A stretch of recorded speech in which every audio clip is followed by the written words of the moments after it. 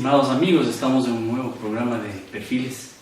Venimos gracias al auspicio de Tribuna Bolivarense y de nuestro productor Jonathan Quesada. En esta oportunidad tenemos el privilegio de conversar y dialogar con el ingeniero Diomedes Núñez Minaya, es rector de la Universidad Estatal de Bolívar, ex diputado de la provincia de Bolívar, también concejal, me parece, del gobierno autónomo descentralizado del Cantón Guaranda, actualmente catedrático de la Universidad Estatal de Bolívar. ¿Con quién queremos conversar, estimado ingeniero? Primero queremos saludarle. ¿Cómo está usted? Muy bien, muchísimas gracias por la oportunidad de conversar. Creo yo que va a ser la oportunidad de poder intercambiar muchas ideas y también hacer conocer quién es Diomedes Núñez.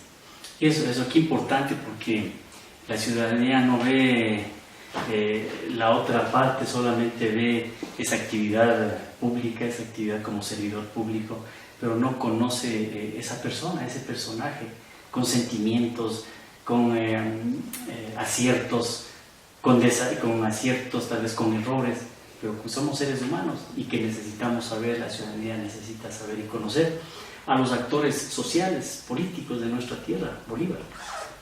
Sí, bueno, en primer lugar, Diomedes Núñez es una persona altamente sensitiva. Ha tenido la oportunidad de surgir desde muy abajo siempre.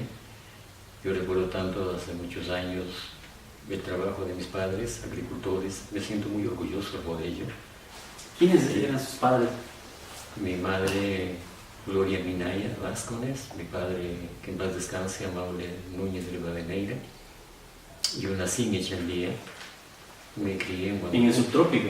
En el subtrópico, exactamente. Estudié yo en un sector denominado Santa Lucía. Todo el mundo le llamaba tinieblas porque caía muy temprano la neblina. Ya ahí estudié los 2 primeros años de mi escuelita. Y luego me trajeron a Huánuco, terminé la escuela. ¿Eso era por qué año más o menos en la escuela? Bueno, yo empecé... ¿Estamos hablando de qué año más o menos? Estoy hablando de 1962 más o menos. Yo nací en el 56. Ya inmediatamente terminado la escuela, en Vicente Rocafuerte en Huánuco, entré a estudiar en el Colegio San Pedro de Huánuco también. En esa época era regentado por religiosas colombianas de las Hermanas de la Presentación. Ellas regresaron a su país y tuve que yo cambiarme de colegio.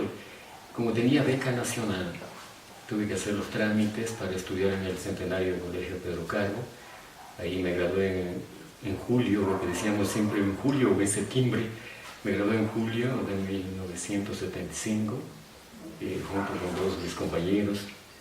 Pues bueno, mantuvimos la beca durante todos los 6 años de colegio, y por desconocimiento no pudimos hacer el trámite para los estudios superiores, pero bueno, pudimos avanzar un poco, pudimos llegar a la universidad, y también de venir a estudiar acá en Guaranda, de nuestra universidad. Posteriormente, la Universidad de Guayaquil nos contrató como profesores. Posteriormente se crea la Universidad de Bolívar, y por ley pasamos los profesores contratados a ser profesores de planta. Así es. Estamos yéndonos como muy rápido de su vida, su trayectoria, porque volver a recordar es vivir, ¿no? Usted decía que era estudiante muy niño en el subtrópico, en Santa Lucía, ¿no? ¿Qué recuerda de nuestros paisajes subtropicales, de esa tierra? ¿Cómo usted se criaba ahí en ese sector? ¿Cómo era? ¿Quiénes eran sus maestros? ¿Cómo era ese sector? Maravilloso, desde luego, porque mucha gente como que no conoce nuestra provincia, ¿no? Coméntenos algo de eso. ¿Cómo no? Bueno, es Santa Lucía de Galápagos, como realmente se llama. La escuelita se llama Lucrecia Vadillo. Teníamos un solo profesor, ya que aún vive todavía. Profesor de la escuela militaria. Exactamente. Ya la casa obviamente estaba distante. Bueno, cuando éramos pequeños caminábamos más despacio. Hacíamos unos 15 a 20 minutos de la casa a la escuela por un caminito estrecho. Por Chaquiñán. Por Chaquiñán, exactamente. Teníamos que cruzar un río. Ya en el invierno, usted sabe cómo es el trópico, se pone muy furioso, los ríos, es altamente peligroso. Y creo que eso motivó a mis padres para que vinieran no a vivir en Huánuco, sino vinieran a ponernos en la escuela en Huánuco. Posteriormente, obviamente, ellos decidieron venir acá. Pues allá yo extraño mucho esa vida de campo. Esa paz, ¿no? Sí, exactamente, porque no había con qué jugar, sino con lo que encontrábamos. Ya nos entreteníamos jugando con latas que por ahí hallábamos. Con piedras del río. O con piedras del río, porque seleccionábamos y escogíamos las piedras más bonitas, las de colores y todo ese tipo de cosas. Y buscábamos siempre las piedras de chispa, porque golpeábamos y salía candela, ¿no es cierto? Claro. Y qué buena cosa, porque en momentos de descanso, especialmente los fines de semana, solíamos correr al río con un anzuelo, con una caña de pescar que improvisábamos nosotros mismos, a pasar el tiempo así, pero en esa época una juventud totalmente sana, jugando con vecinos, entreteniéndonos en cosas muy simples que más tarde se han ido perdiendo realmente. Claro, uno añora mucho ese tiempo, ¿no? Ese tiempo del juego, ese tiempo que uno no se sabe muy bien luego cómo es la responsabilidad ya del trabajo, pero eso le va formando también en la vida, le va formando una personalidad y la conducta. Sí, por supuesto. Yo no puedo desconocer a través de este medio decir que nosotros trabajamos desde pequeños, porque el trabajo en una destilería o de contrabandistas, eso es un trabajo muy duro, que nos templa el carácter a los niños, nos enseña a valorar sobre todo el esfuerzo del trabajo y saber cuánto vale en esa época, cuánto valía un sucre realmente, porque eso representaba un trabajo muy, muy fuerte desde la madrugada y probablemente hasta altas horas de la noche, porque en el campo no se tiene horario, no teníamos horario nosotros para producir el pájaro azul, para hacer el alcohol, el anisado o para hacer la panela también. Y realmente eso a nosotros nos ha dado muchísimo, y sobre todo en la formación personal, en la madurez personal que vamos adquiriendo. Mucha gente, tal vez los bolivarenses, dicen, bueno, yo sí conozco el pájaro azul, pero ¿por qué esa nominación? ¿Sabe usted de dónde nace esa nominación al agua ardiente, pájaro azul?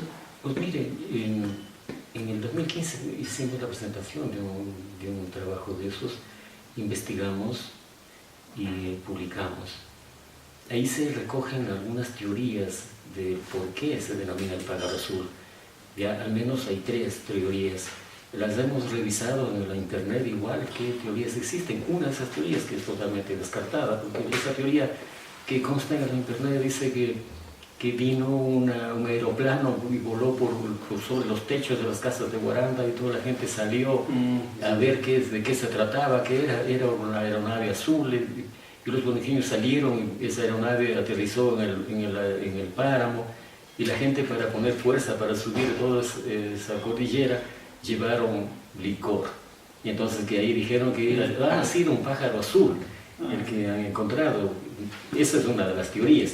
Pero hay muchas teorías más. Yo me voy por la teoría más bien del volar a un pájaro, realmente un pájaro azul, ¿no? Este pájaro azul, ahí en el subtrópico, en la finca de mis padres existía esa ave. Es un ave muy vivaz, es un ave muy libre y tiene un vuelo muy, muy alegre.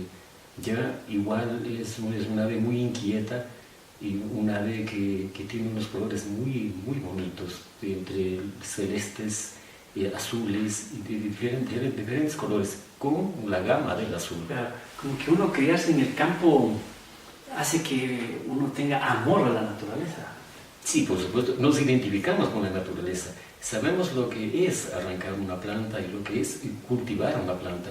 Una vez que esa planta se ha desarrollado, nos da pena tumbarla, porque realmente ha crecido junto a nosotros, la hemos visto crecer, porque le hemos echado agua, porque le hemos quitado las malas hierbas para que se desarrolle, y que luego la cortemos, nos da pena realmente. En la vida de estudiante en el colegio, ¿no? ¿Cómo era usted? ¿Cómo se identificaba? ¿Era inquieto, molestoso, tranquilo? Mire, yo siempre fui una persona tranquila. Los 2 primeros años me eduqué, como dije, en un colegio religioso, católico. Claro. Ya, ahí son más tranquilos, ¿no? Sí, y tenía una orientación por ese lado, hacia lo religioso católico, hacia lo dogmático.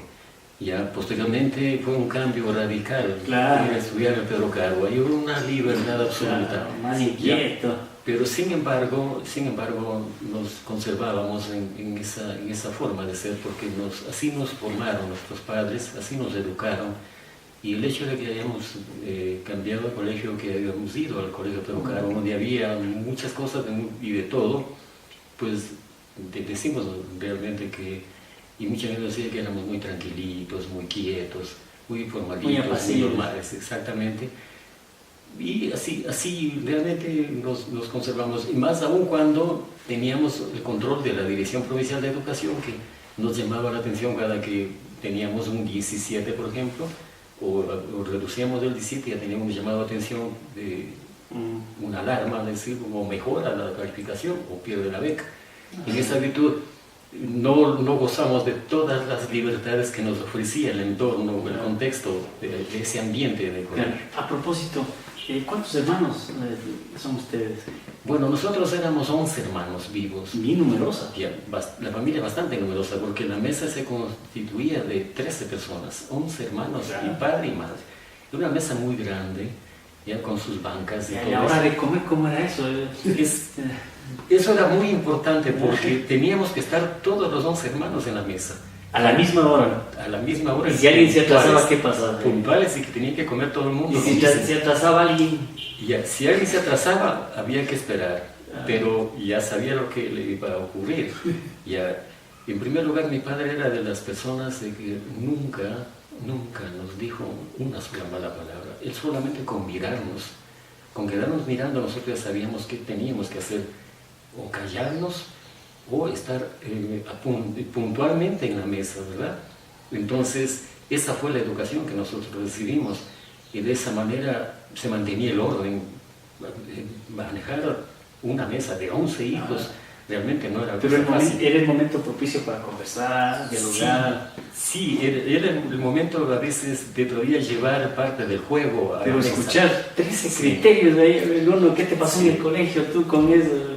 Éramos 11 varones, 8 varones y 3 mujeres. Dios quiere que las 3 mujeres todavía viven. De los 8 varones ya han fallecido 4. Ya vivimos 4 todavía, y 3 mujeres 7. Ya, entonces, de esa manera... Pero aún son numerosos. Somos numerosos todavía, y la familia bastante unida. Ya siempre extrañábamos la presencia de un hermano que se iba o al cuartel, o que tenía que viajar pronto para matricularse en el colegio o en la universidad. Extrañábamos la presencia de alguien por alguna razón, porque realmente éramos unidos. La casa era muy grande, ¿no? Compartíamos habitaciones con los hermanos. En Huánuco, ¿no? Me refiero a Chambí, en Huánuco igual, ya en Huánuco también. Y sobre todo, como digo, siempre había un motivo de diálogo, un motivo de conversación, porque como le fue en la escuela al uno, como le fue en el colegio al otro, etcétera, etcétera. Nunca la casa estuvo en silencio, porque había alguien que era mucho más despierto, mucho más inquieto, el que ponía la pauta de la broma, del chiste. Pero ahora en la actualidad, la actividad de los jóvenes está más relacionada con la tablet, con el internet, el celular. En ese tiempo, ¿cuál era la actividad recreativa o deportiva que hacían ustedes como jóvenes? Bueno, como jóvenes, en la escuela, como no tenía beca todavía, mis padres tenían una economía muy modesta, ya nosotros jugábamos con lo que hallábamos, hacíamos las pelotas con trapos, con papeles, envolvíamos, amarrábamos con hilos, todo eso, y con eso nos divertíamos pateando, jugando. Los trompos igual, a veces los hacíamos nosotros mismos, lo que denominábamos los cuispis, ¿verdad? Claro. Con el látigo hacíamos bailar, jugábamos a las mecas, jugábamos a las bolas, a las monedas, a las sacadas de las bolas, todo ese tipo de cosas, a las rayuelas, y jugábamos las rayuelas hasta las 7 de la noche, por ahí, porque decían, ya es hora de que vayan a dormir. Una sociedad más tranquila, ¿no? Sí, y sobre todo integrábamos al barrio. La gente se incorporaba, le gustaba participar, intercambiábamos visitas, íbamos a las casas de los amigos venían a la casa de nosotros, es decir, había una interrelación verdaderamente entre las familias, entre los amigos. sus mejores amigos.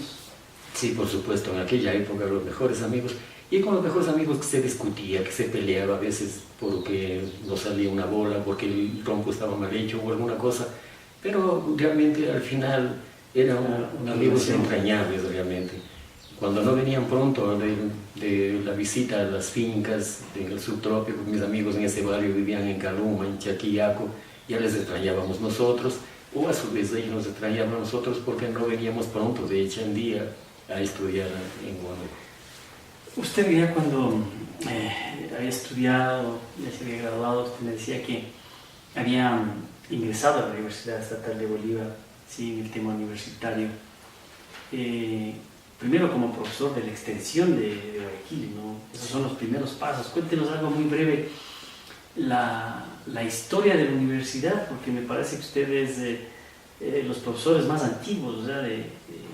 Como fundador de la universidad. Coméntenos algo de eso muy breve, pero que en realidad ha trascendido en la provincia de Bolívar.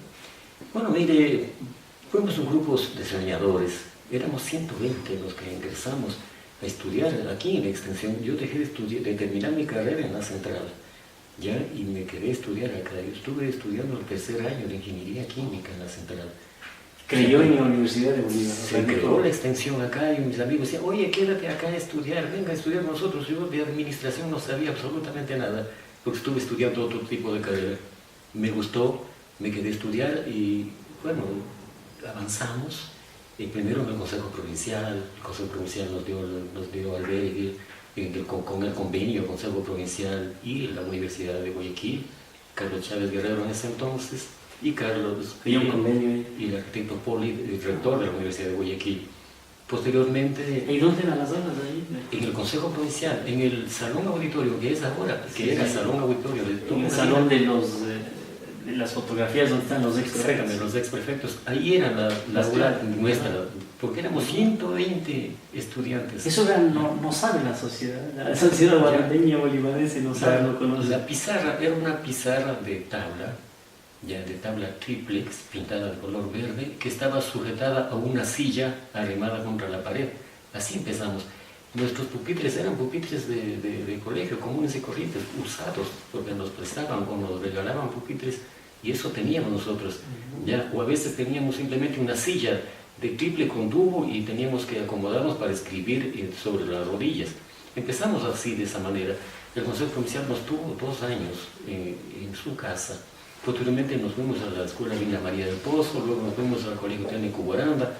Del Técnico Guaranda vinimos al Colegio Roberto Rivadregui, utilizamos aulas de la Reina María del Pozo. El doctor Guillermo Tapia, como peregrinos de un lado. Sí, y nos cargábamos en volquetas y nosotros felices porque nos íbamos de un lado para el otro. Pero seguían avanzando en los años, los ciclos. Sí, ya estuvimos ya en cuarto ciclo, en cuarto curso, porque eran por cursos. Cuando vinimos acá el 1 de mayo, el doctor Guillermo Tapia, que en paz descanse, fue alcalde, él construyó las primeras aulas prefabricadas. Ya él nos donó el terreno y construyó las aulas donde es ahora el CENI. Todos sus terrenos. Por los trigales, ¿no? Sí, por los trigales, exactamente.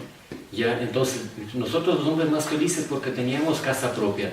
Y nos pasamos sin que tenga puertas, sin que tenga ventanas, ya tenía las paredes y la cubierta. Recuerdo tanto que donde nosotros poníamos los pies y recibíamos clases, ahí quedaron nuestras huellas por la humedad que absorbíamos nosotros. Ya posteriormente se fueron mejorando la infraestructura. Gustavo Espinosa, en calidad de prefecto provincial, construyó el primer edificio de la Facultad de Ciencias Administrativas, ya en el Pachaca. En el Pachaca, y empezamos por ahí. En ese edificio funcionaban todas las carreras que había. Ahí había enfermería, había tecnología avícola, teníamos contabilidad, teníamos también administración. Ya posteriormente va creciendo cuando ya se crea la universidad. Ya en 1989 se crea la universidad y empieza a expandirse la universidad con sus propias edificaciones. Ahí ya se inicia Ciencias de Educación también, ¿no? Exactamente, ya Ciencias de Educación, el primer edificio en construirse por parte de la universidad fue ese edificio grande de Ciencias de la Educación.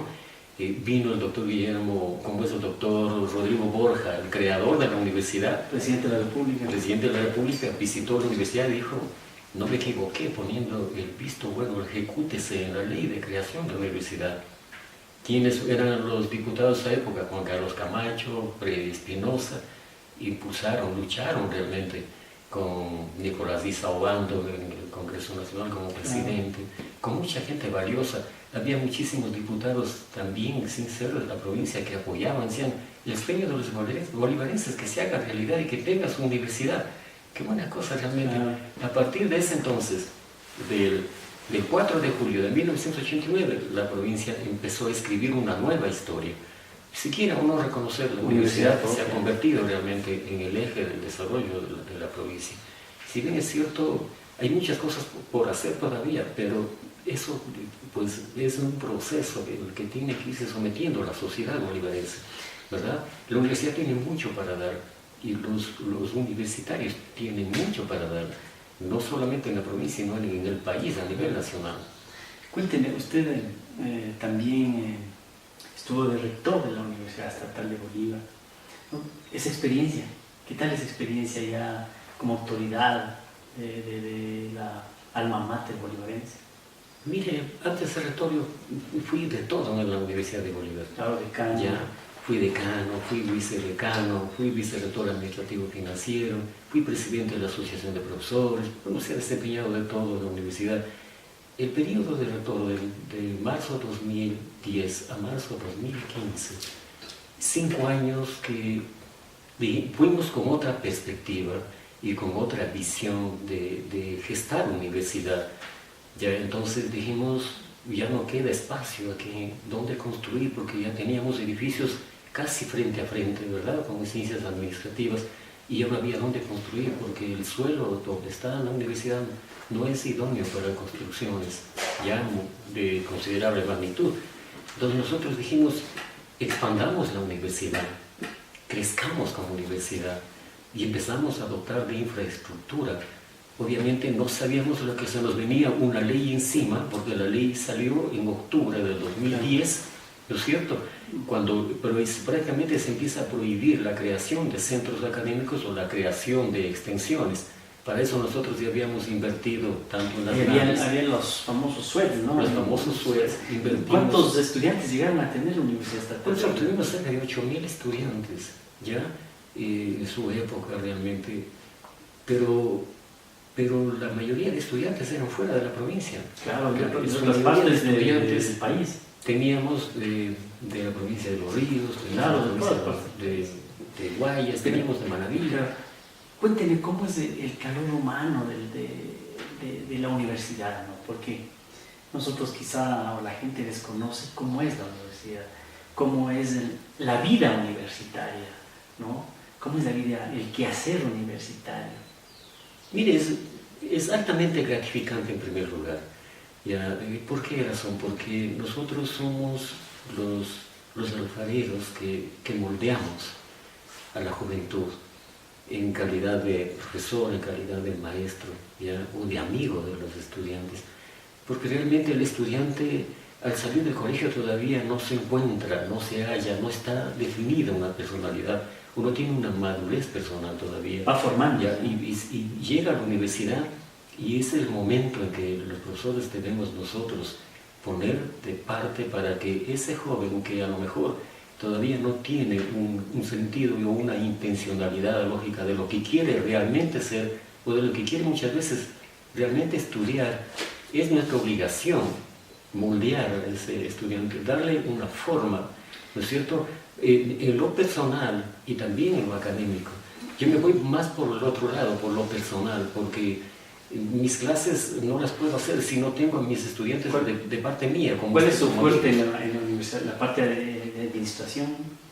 Sí, bueno, yo regresé al aula universitaria luego de 7 años. 5 años como rector y 2 años de los 5 también como vicerrector administrativo financiero.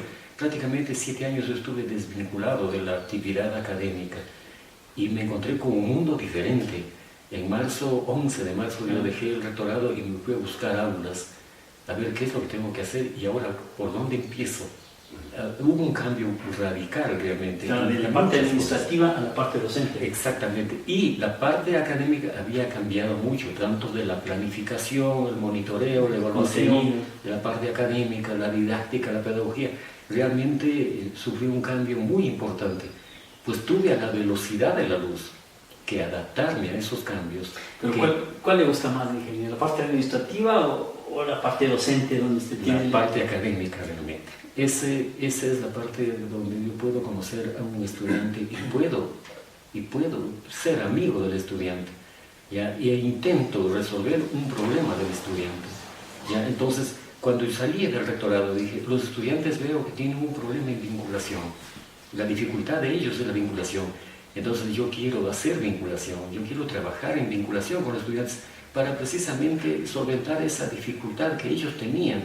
Muchas veces estaban egresados ya 1 año o 2 años y vinculación no habían hecho, entonces dije, esto no puede continuar de esta manera. En primer lugar, la tasa de titulación es del 80% de acuerdo al reglamento de régimen académico y de acuerdo a los indicadores de calidad, pero resulta que para ese 80% estábamos muy distantes, porque, como digo, había mucha gente que se quedaba o por prácticas estudiantiles o por vinculación. Pero ahora lo que más costaría ahora es el sostenimiento de la universidad, ¿no? Porque ahora es como una competencia entre universidades, ¿no? Sí, por supuesto. Por supuesto, pues bueno, como en todas partes y en todo segmento, quien está liderando un proceso tiende a absorber al que está quedándose, ¿verdad? Entonces, el impulso académico y la solvencia, sobre todo técnica dentro de la institución, en todos sus aspectos, tanto en su modelo educativo cuanto en su modelo pedagógico, son los atractivos para solventar y sobre todo para sostener una institución de educación superior. En segundo lugar, cumplir con todos los indicadores de calidad, simplemente, ¿ya? Cumplir los indicadores de calidad partiendo de la academia hasta llegar a la infraestructura. No hay para qué preocuparse realmente. Cuando no cumplimos esos indicadores, sí, realmente se constituyen en una seria amenaza, ¿ya? ¿Por qué razón? Porque otras universidades con muchos años de vida, pues tienen mucha solvencia en cuanto a infraestructura. Por ejemplo, hablemos de la planta tecnológica, hablemos de la planta docente, pues muchísimas universidades tienen planta docente titular de acuerdo a los indicadores de calidad. Nosotros tenemos ese problema. Los profesores fundadores, los profesores antiguos, como el que habla, está en camino de la jubilación, u otros ya se han jubilado. Ha tenido que prepararse porque algunos maestros han tenido que realizar sus estudios inclusive en el exterior. Sí, efectivamente, esa fue una de las razones nuestras, el de asumir o de reasumir la carrera. Exactamente, porque dije, bueno, no estoy del todo desamparado ni desactualizado, porque gracias a Dios estudié un PhD en ciencias pedagógicas. Eso me impulsó mucho a reasumir con otros retos y con otras condiciones la academia, porque a veces separado 7 años no es fácil reasumir con la misma seriedad y el mismo compromiso de antes.